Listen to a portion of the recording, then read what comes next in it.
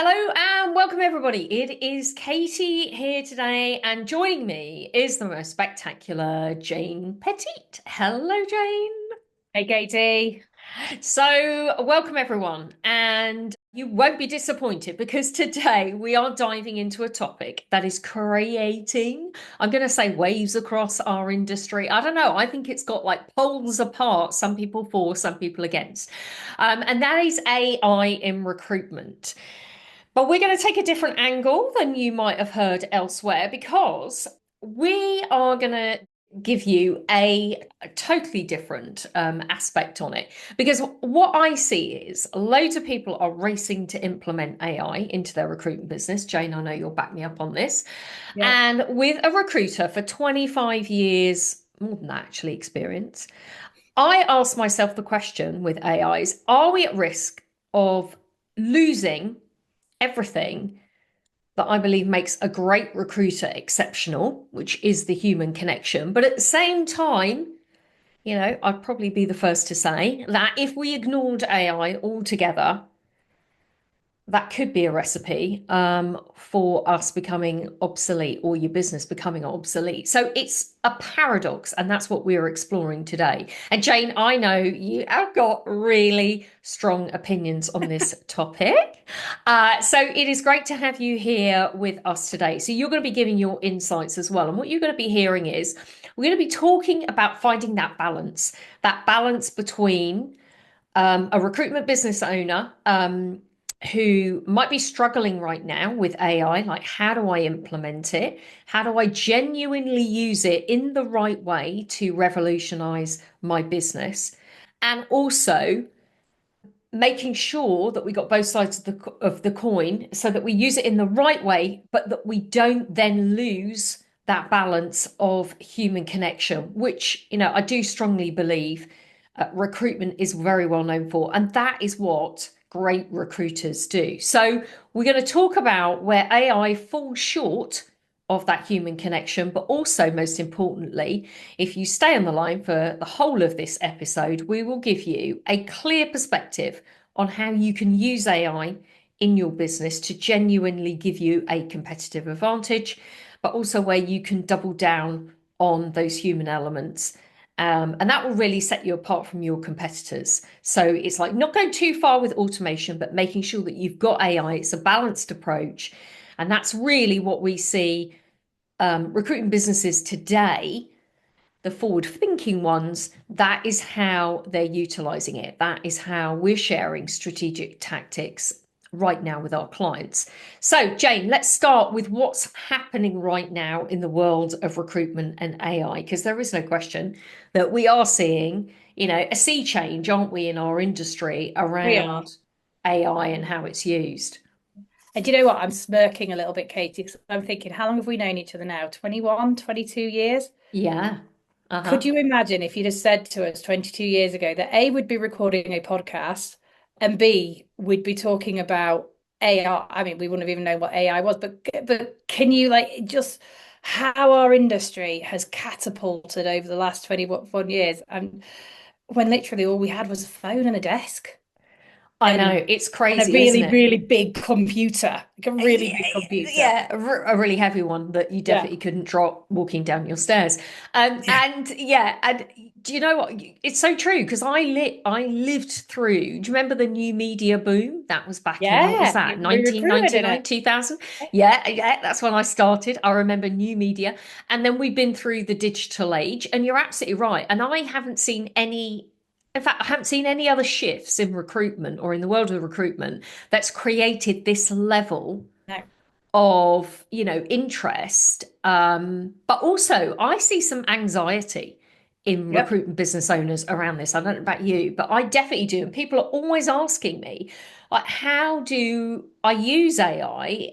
And rightly so, they're asking the right question, like, how do I use it in my business so that I really gain an advantage, but at the same time it doesn't look so necessarily so obvious. It's not fake in terms of what I'm doing. Yeah.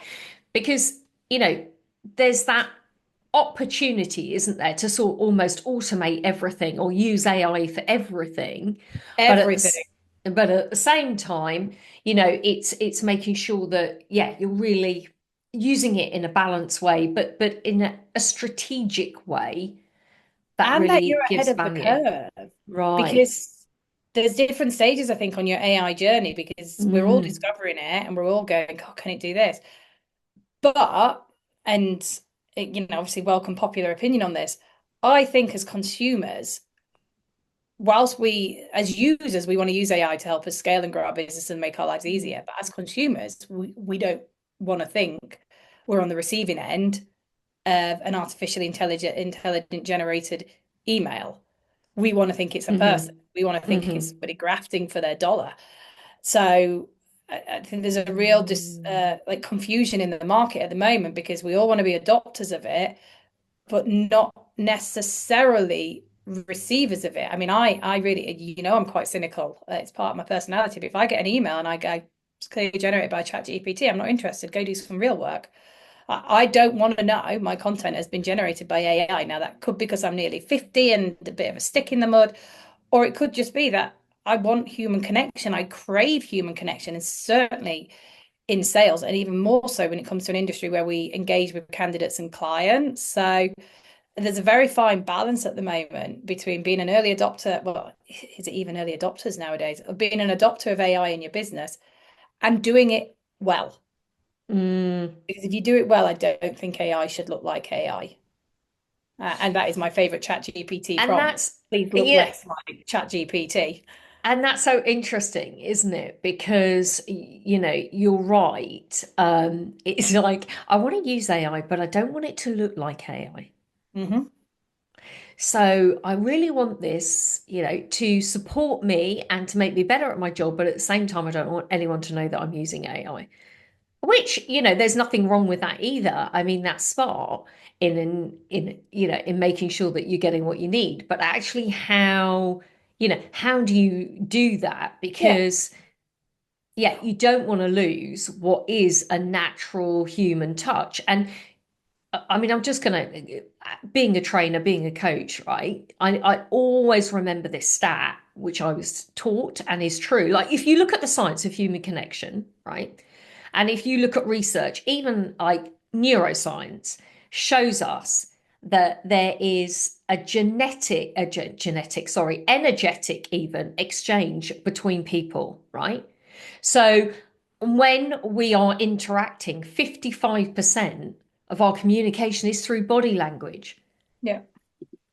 So how can AI replicate that?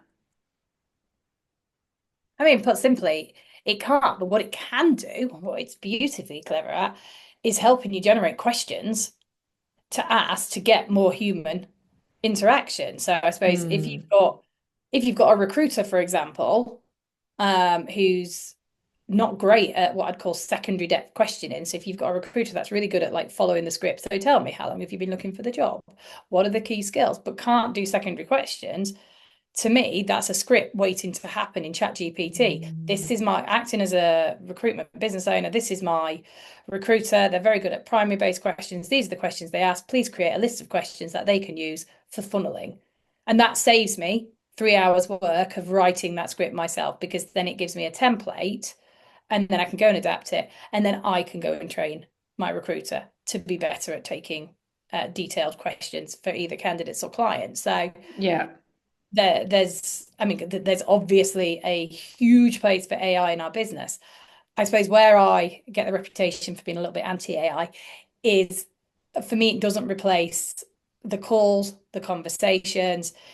It's all the stuff that we've been calling like admin, which is probably marketing for years, that ChatGPT has made easier. But if I'm going out and pitching to a client, I would have no concerns. If I was to go and pitch to a client and talk about selling a retained solution, and I was detailing my process, I would quite happily say, look, as part of our process, we're also experts within artificial intelligence. So we've taken the time to learn and master this. So you don't have to. Because quite frankly, if the clients can do it themselves, what's the point of me?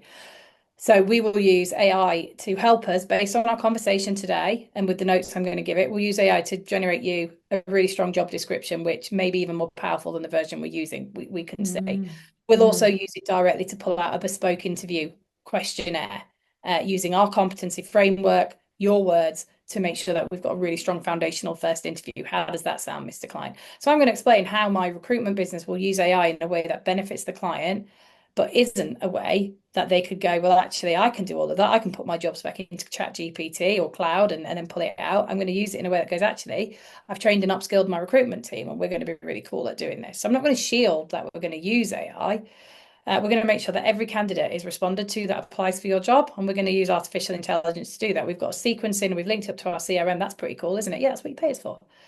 But what I'm never going to use it for, she says, let's capture this, is actually, it's not going to screen my candidates, it's not going to take my job specs, it's not going to do my influence, and it's not going to do my counter offer conversations.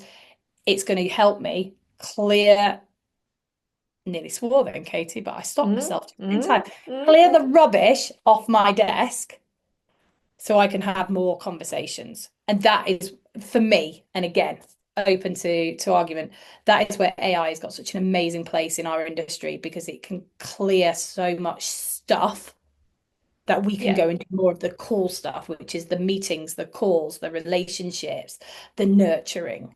And that's what makes Totally. it great. Yeah, and I'd agree with that. I would absolutely agree with that. It is very good, isn't it, at handling those sort of repetitive, time-consuming tasks, right, that drain our team, drain their energy, as we would say, not in their flow. So it can draft job descriptions, it can schedule meetings, it can do follow-up emails. I would say, I'd argue it can handle what I call initial candidate communication to free up recruiters' time. Yeah. Yeah. Um, I agree with you absolutely that what it won't replace is the capability that a good recruiter has got, which is about that emotional intelligence, which is about that relationship building, which is about that rapport, and digging deeper, way deeper, because they can just sense, like a sixth sense. From a candidate about, or a client about, actually, the body language is telling me one thing, whereas they're saying something else. So I actually need to go deeper on this, or I need to ask another question, or I need to, yeah, put my client or candidate in a different situation, because I'm sensing, I'm even using that word because it's a sense that, let's be honest, an algorithm doesn't have. It doesn't have a sense. So I'm sensing something here, and I need to lean into that. And I'm just going to talk about where else I do think it's good, because I agree with you that one thing that I can see it does is it removes what I call that unconscious bias. When you're, yeah, if you're interviewing a candidate, and we all have these values, these beliefs that are our filters when we are in communication with people, and whether we like it or not in the first 5 to 10 seconds, those unconscious bias are playing effect.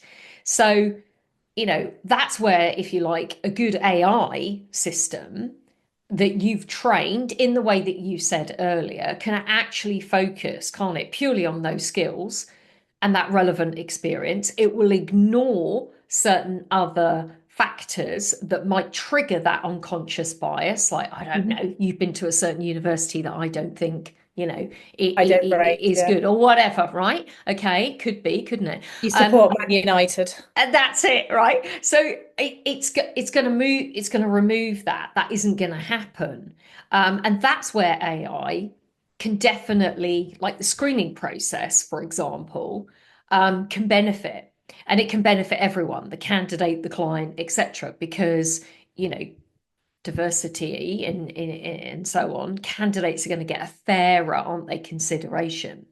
Yeah. So I definitely see it there. Um, where I see limitations are these, what I call them crucial aspects of recruitment, crucial aspects where I do not feel that you could replace a human being. Um, and that's where I think, you know, actually as a recruitment business owner, I need to be aware of, and it's the same thing as you're saying. That's where I need to double down and use AI for the tasks that are sucking up the energy, and that I don't necessarily need that. And then I can actually repurpose my team, use my team and my talents in the areas where actually they're higher value, or they require that different skill set. And that's where I need to put my team on. So it is that balance, isn't it? As you're Yeah, saying, making sure that we're doing that. yeah. Um, And time efficiency. And I think we probably mm, are on the tip of the iceberg for what it can do. And I'd argue that, we've got a strong understanding, but there's still things that come to my attention every day, and I go, God, can it do that? Like, wow. And mm. where do we go next? But is it core in our industry? Could you be, here you go, Katie, here's a question. Could you be a successful recruiter in 2025 without using AI? In this year, Yeah. 2025, without using it, yeah, I believe you could. Yeah, Do so I would I. think it gives you a competitive advantage? Yes, again, used in the right way, isn't it? It's like anything, like technology can be useful, but it's about how you're using it and applying it, which goes back to what you were talking about earlier, which is the strategy behind it. Yeah. That's the What important part. That, if you like, is the glue that puts the two together. Yeah, I mean, as you know, within Centre of Excellence, I also train recruiters, and quite often quite rookie recruiters up to 5, 10 years experience. And one thing that's becoming a real common statement on our group calls is just chuck it into Chat GPT. And I'm kind of Mm, like, guys, for some of you, it's a bit like you haven't got a driving license and you just got the keys to your dad's Lamborghini. Try not to break it. I'm like, this is a tool that, like anything, it's a tool. AI is a tool to help you be better at your job. Email is a tool to help you be better at your job. The phone is a tool to help you be better at your job. But sense of a recruiter is how we sell and communicate with people. What I see a lot of in our industry at the moment, and certainly on LinkedIn, where I think you're more likely to see the evidence of AI in recruitment businesses, is our industry doing it really badly. mm, Like, as soon as I see a post with more than 3 emojis, I'm like, oh, hey, ChatGPT, how are you? And as I said at the start, I don't want to see content generated by AI. I don't want to know it's generated by AI. I want to think that, whether that's rightly or wrongly, you took the time to create that post, or you were just really good at using AI to generate that content. And if we don't train our recruiters, if you're a business owner and your thing is just stick it into Chat GPT, like, one of my guys actually said, "Oh, I'm market mapping through Chat GPT," and I said, "That's really interesting. How are you doing that?" He went, "I've just mm. gone and said map the market." I went, "How's that working out?" He went, Jesus. "We said it's not." He went, "It just keeps telling me suggestions," and I'm like, "That is like." It took me ages to learn how to get Chat GPT to map a market. I did it the wrong way several thousand times. But actually, it's a bit like telling somebody who knows you can code on a website, right, go build in some front end Python coding and go, okay, like we know it can do it. We know ChatGPT and other, there are other AI programs available. We know it Mm, can do mm, things like market mapping, but actually how? That's quite sophisticated understanding of ChatGPT. So are we as if you're considering using well, you shouldn't be considering, if you are using AI in your recruitment industry, I'd be thinking, who's the champion of this project? Who in my business is gonna learn and teach us? Because we're all learning. There's books and playbooks written on this, as you know, because we will have one. But who's the person that's going to understand how this can benefit my business, rather than just go chuck it in ChatGPT and see what happens? Because that's when we start mm, getting all this fantastic American um, content. And apologies to Americans, but in England, we don't write American content, we write English. Or likewise in America, if you use an English content, that's confusing. We get all of that. And again, one of my junior recruits mentioned to me the other day and went, it's so annoying, isn't it, that you have to change all the spellings from being American to English? And to which I said, or you just say, please use British English. And they went, can it do that? I was like, yes, yes, it can. So again, it's another example of where, as an industry, we've got a new mm, toy. We haven't looked necessarily at the operating instructions, and we're giving it to our juniors and going, ChatGPT could do that. Off you go. And that's where mm. AI frustrates me in our industry. So it's actually not, Katie. I've gone off. I told you if you let me talk on this, I would get on my soapbox for days. Feel free to tell me to stop at any point. I don't think I actually have, as I'm articulating this, I don't think I have a challenge with AI in our industry. I have a challenge that it's going to be a new shiny toy in our industry, and then we're going to get a bunch of candidates coming back and slating our industry again on LinkedIn, going, all I got was an automated AI response and that didn't make me feel loved. Or clients when when we send them, I know anything that comes in my feed that's blue and black with a line under it has come from ChatGPT. No one's been bothered to edit it. So if you send me a job description that looks like that, blue header, black words, and then a line, trust me, you'd recognize it. Then if somebody sent me a job description, I'd go, you've just put that through ChatGPT. You've not done that. That's AI. I don't want to pay £20,000 for that. So I get off on. Yeah. I'm not even sure where the points were in there, Katie, but let's circle back round. There's a point in there somewhere. Well, definitely there is, because I think for those people listening, they're probably going to go, hold on a minute. I need to look back and see what my team are sending. Like, is there this blue header that you're talking about on this line? Because this is where, you're right that they're going to get kickback from clients, or clients won't even mention it. They just stop using them. Yeah. So this is where it absolutely can have a detrimental impact on your brand. But I guess deeper than that, it's not even your brand, is it? It's actually about the relationships you've probably spent years establishing with the client and arguing for how long, not arguing, it's the wrong word, right? Like convincing that client to see the value in what you do, because as you just rightly said, unfortunately, recruiters are not necessarily given the credit for the amount of work that goes into the process that they do. And then if somebody is using ChatGPT, sorry, we're really going at that one, but as you say, there are There others, are but other let's say AIs available. AI is available. But if somebody is using that in, I'm going to call it a crass way, unknowingly, so their team are going rogue on it and just using it to pump stuff out so that it saves them time, but actually the client is seeing that, all of a sudden you're going to have that client go, well, I used to tell you that you weren't worth your 25% fee.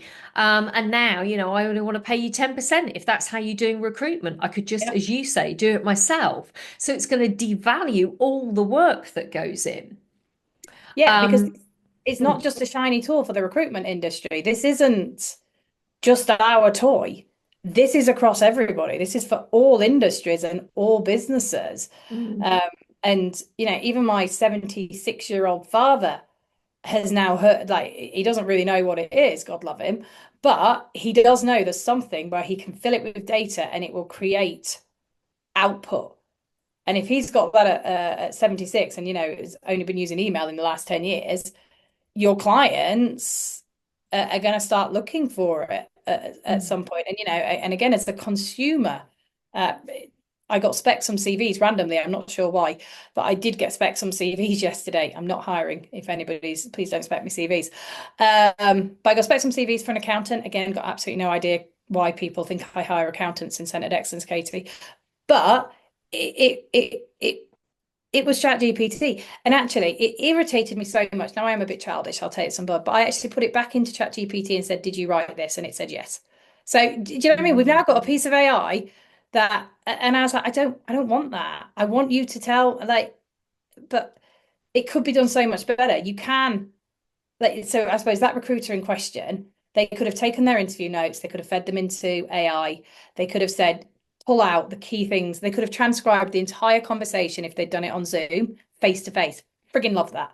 So, how that recruiter could do it better: do that call on Zoom, take the transcript, put the transcript in AI, and say, create me a profile of this candidate that I can send out on email.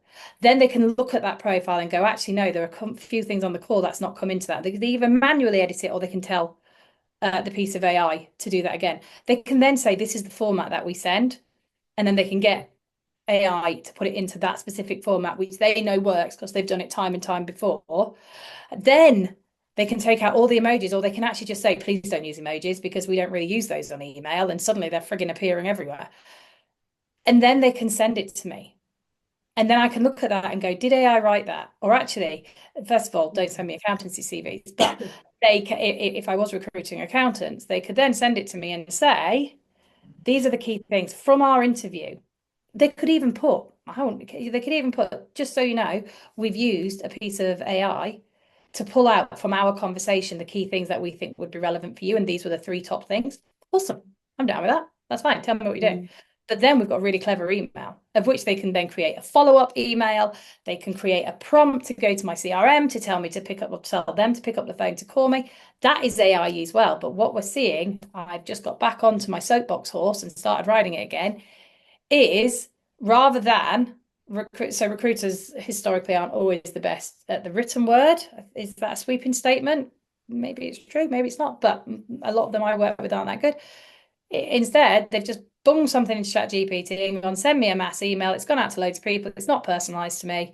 And I've been that idiot client that's put it back into ChatGPT and gone, did you write this? And ChatGPT has gone, yes. And I've gone, delete. And now I'm talking about it on a podcast. Who'd have thought one spec email could upset me so much? I'm seeing this now.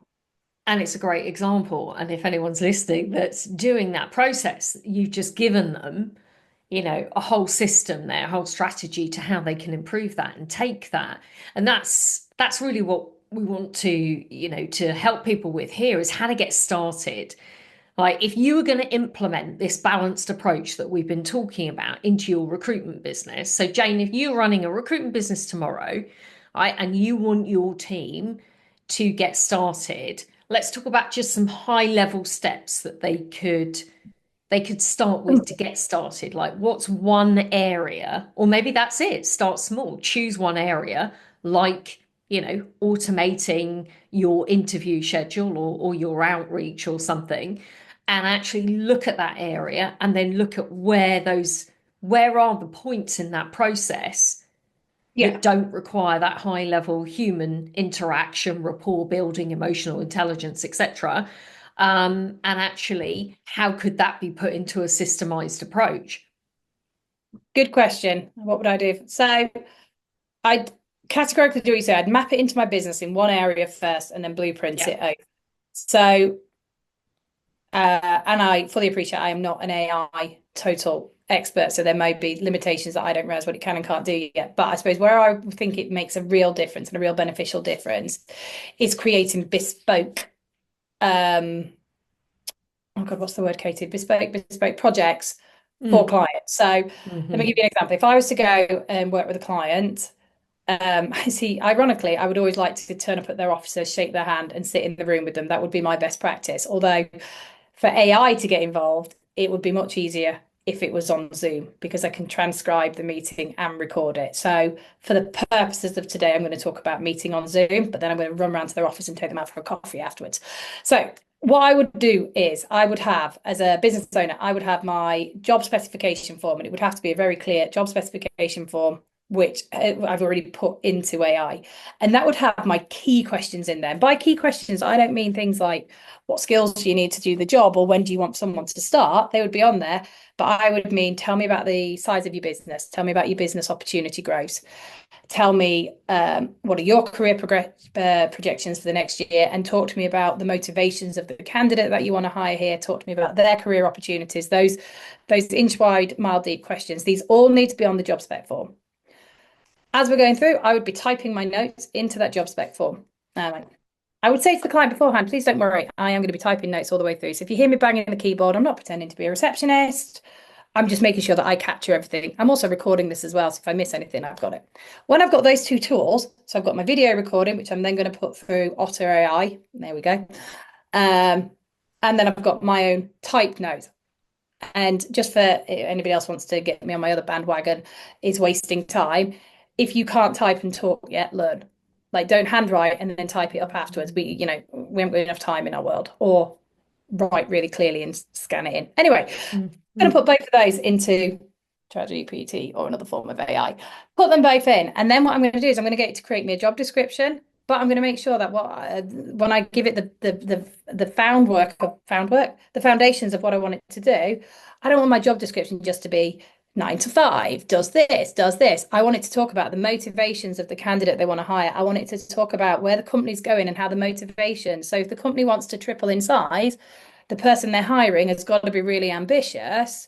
And I want it to link those things together. So I give the client like the best job description that really talks about the client's problems of not having this person in post and what this person's impact is going to be, as opposed to these are the key skills, this is the job description, and this is the salary. So I'm talking about like the job description of job descriptions. When it's done that, I'm then going to get it to go and create me a job advert, but in a format. And Katie, I mentioned this before, this really upsets me that we're going to use AI to write job ads because it's one of my favorite parts of the role. But I accept that I can give it to AI. I'm going to tell AI that my job advert has to be an advert. It's not a job description. It's an advert. It's meant to sell. So I'm going to give it the formula again of how I want it to work. And then bush, it can feed it into that. Then I'm going to get it. And this is where actually I think AI is frigging awesome.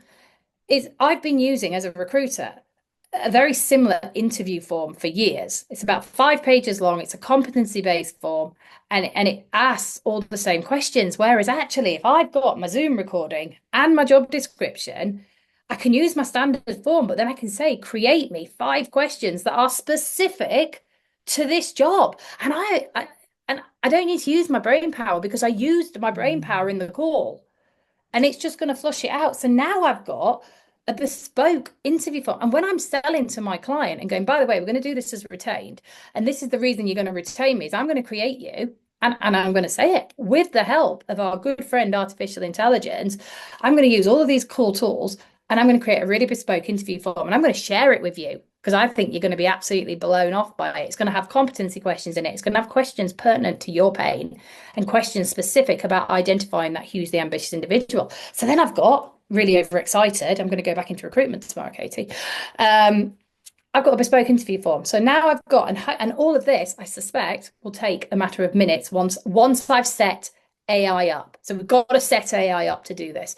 But once I've set it up, I've got a job description that I can send to the client, which I can say, look, we've used artificial intelligence and then we've tailored it. I've got a job advert. I've then got an interview form. And then I'm going to get to do my reach out emails. But again, I'm going to talk about, if I'm going to do reach out emails to the candidate, I'm going to say, tell the candidate why they're frustrated in their current role and what this job opportunity is going to give them. And then I'm going to get to give me follow-up nudges. And I am suspecting all of this is probably around 90 minutes work. Whereas if I was to map that into my old recruitment job, it's probably a decent day. And now, as a recruiter, I've got more time to go and play in my park, which is getting on the phone. And that's where the money happens in our industry, because all of that stuff is well sexy and cool. But I'm going to get on the phone. I'm going to send it all to the client. I'm going to follow up with the client and go, did you see that interview form? Did it look good? I know. Yeah, I know. It's amazing, isn't it, what artificial intelligence can do? But really, it came off the foundation of our conversation. Cool. Good. Just wanted to put that in there. That's why you're now paying me 25% because I've gone and invested in my whole team and my whole business. And we're now AI experts, not like Jack down the road that's still putting a job out or job advert out on LinkedIn, which looks like ChatGPT wrote it on a bad day. Whew! That's where I would start for me, for most value, is how to create a recruitment project. You can put timelines in there. Do you know what I mean? That's like the preface. But the fundamental thing is, and the reason why, sorry, Katie, I will stop in a moment. The reason why I think that is like properly cool use of AI on a day-to-day recruitment basis is because that gives my team more time to get on the phone. Yeah, And that's what I want them doing. that's competitive edge. And that's a retainer right there. So what you've just given is huge value. If you miss that, don't worry, this is recorded. You can literally You can play it transcribe back. that, You put can it into transcribe AI. it. You could use AI, yeah, exactly, to transcribe it and then put that into a systemized process for you as well. So yeah, I mean, you couldn't have summed it up any better. And that's just one aspect of the process that we're talking about here where you can use it. But the difference that you're drumming home there, I just want to highlight here, because this really is what is the difference that is the difference, is there is a clear strategy behind it, and you are programming that AI tool to do something specific to enhance and support the Yeah. process that you would have done manually or in another way as a recruiter. So if you don't already have, here's the thing that I would say about that, Jane. If I don't already have that system that you were talking about there, that I used to do in a manual process, then if I tried to put this into a process with AI, I could trip up Oh, because I don't actually understand there what the system was that you were putting yeah. into play. So that's the thing that I would say is different here, is making sure, and it all goes back to strategy, but it makes sure that you know how you would do it as a human being first, and then how you're going to support or use AI as that supporting tool to actually enhance that process, but to not take away that, those very important elements, as you say. You've got to That's have the that's process really what we're before. talking about. Mm. Although, ironically, you can almost Mm. spin it, can't you? Because you can use automation to help you understand what the process should look like, then go away. We You can say, You could, but only if you program that in. yeah, Because yeah, otherwise, it's going to search the net and it's going to tell you what the recruitment process, what it understands a recruitment process to be. But yeah, you and I know, if I think about every client that we work with, and not just all the clients that we work with or have worked with, but other people that we know are in this industry, I'm talking about the niche specialist, high value recruitment businesses that have a very dynamic and sophisticated, and I don't mean sophisticated as in loads of parts of it, but unique process and service level to what they do. Often they don't actually know it is, but they do, and they're different to other people in their marketplace. yeah. That AI is not going to tell them. That No, they need to tease out. It's a bit like, our process that we do when we're talking to our clients about, okay, let's tease out your unique abilities and help you to see the strength in what you do and why you're that bridge for the client. And then how do we put that into a map system? And then absolutely you could put that into AI mhm. 100%, and you could then use that to support it. But you've got to tell it what that system is first of all. Yeah, you got it like any process. Like when we all got, I mean, I think we've always worked on a CRM when we worked together, but obviously Mm, CRMs have grown and grown and grown and got better and better and better and more sophisticated, but we don't just let people run wild on them. And that, I mm, suppose, where I come back into my mm, why recruiters need to have a bit of a chat with what's going on, because it's a tool. There are versions of it that are free. There are better versions that you pay for, like anything in this world. And it does feel like the industry's just been unleashed on something. And we're mainly seeing it in the form of content on the web, content in job adverts, content on LinkedIn, content in reach outs. And it just feels like we're not putting strategy behind it. Like, I suppose if AI had come onto the market and we had to pay for a license for it straight away, if we'd have said, look, Chat GPT is here, this is what it can do, it's going to be £500 a head. Would we all just be like, yeah, just Chat GPT it, just go do it? Or would we go, oh God, what do we really need it for? How is it going to benefit our business? What's the ROI? But because it's this free tool, feels like we've gone a little bit on the rampage and wild with it. Don't worry, you failed your English GCSE, go and use ChatGPT to create your content. It'll still be crap content. Um, mm, gone again, mm. Katie. I've gone again. For anyone listening, I keep Okay. on Katie. I didn't know if I was always the best guest on this topic because I am like a bit of a loose cannon, but hopefully you've enjoyed it. Definitely, definitely. So, okay, so what we're saying is it's the balance. It's making sure Yeah, you've got a strategy behind everything that you do. And ChatGPT, AI, whichever automation tool you're using, is exactly the same. So it's not just the tool, it's about how you use it. And that's really what we dived into in this session, is to really, you got to use it to your advantage. You've got to apply a clear and concise strategy to it. So we've talked about where to use it, we talked about where not to use it, and we've talked about how to use it. Now, if you are intrigued, I mean, maybe you're listening to this and you actually want to explore some of these examples that we've given today. How might this actually work in my recruitment business myself? Then there is a link below this podcast, and you can actually get some tips and tools on the things that we've been talking about today to help you start scaling faster, to help you with this. And of course, if you want to reach out for more information, you can do that as well. Either way, Jane, thank you so much. As always, you give such a great angle on everything. So I hope if you're listening, you've enjoyed the show today. We will be back with you again next week. So please do listen out for the next episode. And please don't forget, if you want to subscribe to us, click on the link and you can subscribe, and we'll be with you every week. So Jane, thanks again. Anytime. It's been a whirlwind. We'll see you again soon. Take care.